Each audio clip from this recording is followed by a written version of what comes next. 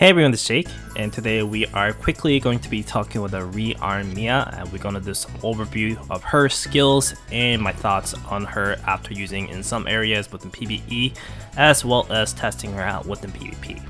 So let's jump into this video and talk about the Rearm version of Miya. So let's just quickly go over her skill sets. So the main thing she gets is her leader skills, of course, when she becomes a rearm unit. She gets this buff that she's always able to hit for 6 seconds, and as you level up the skill, she gets the additional buff time to that, and she gets some additional HP when she level up the leader skill. So it's going to be really hard to utilize her leader skills, and if you set it as a leader, you're kind of giving away the fact that you are holding up Miya in your decks, so enemies are going to be aware of that. So you are exposed to more threats like a Pendragon this week. In the future, there are probably more units to kind of turn face around, so she won't be able to spam the ultimate on your face. The main additional thing she has is her passive skill. She has this potential buff, so each time she attacks, this stacks up, and at 10 stacks, she's able to consume that and get the buff for 10 seconds, which gives 25% attack as well as a 15% attack speed. And whenever she triggers this potential buff, she's able to get the barrier on herself, which is 1% of her HP. So basically she can tank 1 hit. This makes her a lot more viable with the PvP because she is able to tank that 1 hit.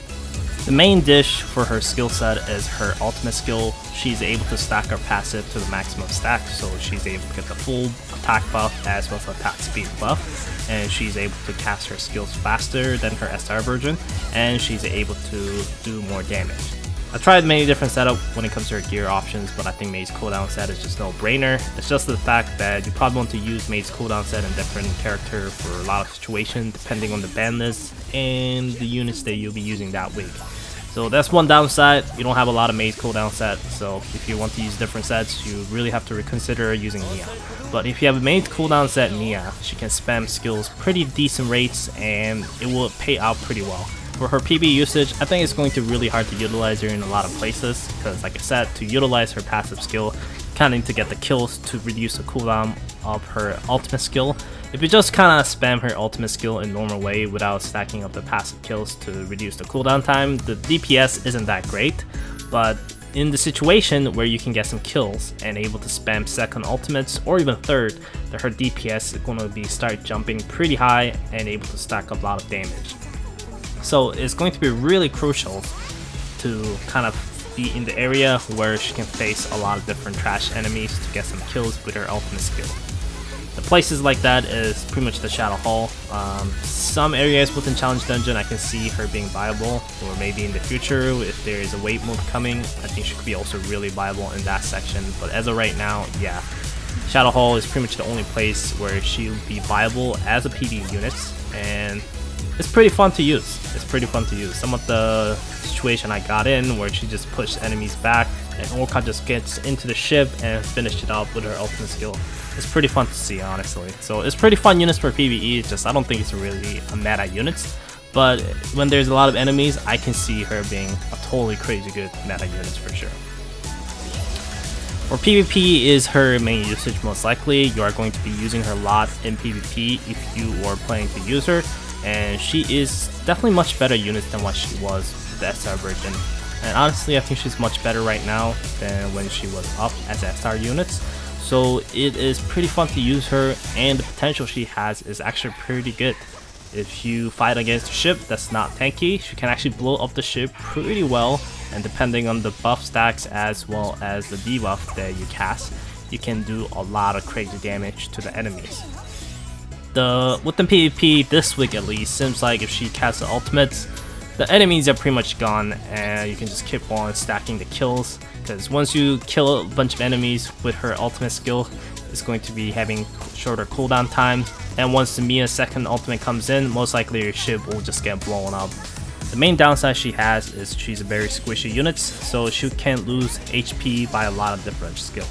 She can lose chunk of her HP by ship's attack, she can lose HP by Kang, she can lose HP by Isun, just entrance, laser beam, or she can get hit by knife drop of the Pendragons, or some other skills too. So there's a tons of different ways to kind of do a damage to her, and she is very weak against that. Now, when she casts ultimate skill, she does get a barrier, meaning she's able to tank 1 hit.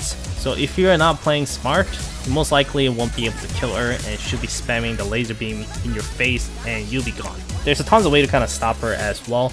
This week no one really uses Lily because it's a banned, but Grammary also exists, so Grammary and Lily's sleep can put her into sleep, which will cancel her ultimate skill while she's casting it, and it's going to be a pretty huge counter and she won't be able to do anything against those sleep units. Even Shinja's stun ability, she can stun her and she won't be able to do anything. So she's definitely not an OP units within PvP because there's tons of different counter, but when you get melted by her laser beam, you feel like, holy crap.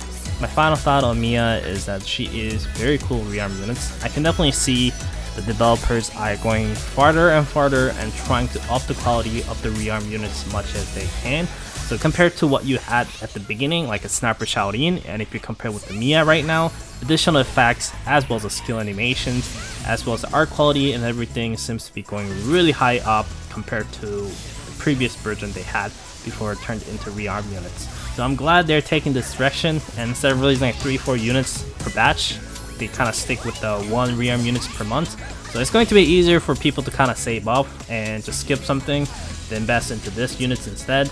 But anyways, I think I like this rearm units. My opinions may change down the road with more units come out in the future, and maybe I will never use her ever again. Maybe she'll sit on the bench. But as of right now, I'm having a lot of fun with her, and I think she definitely has more potential. So we'll see what kind of content will come out in the future for the PvE contents. If they ever come out the wave mode, I can see her being a very crazy good units. So I'm quite excited to see what they'll bring out within this year and next year and forward. But anyways, that's pretty much it for this rearm units overview. Hope you guys enjoyed this video. This is Jake. I will see you guys next time.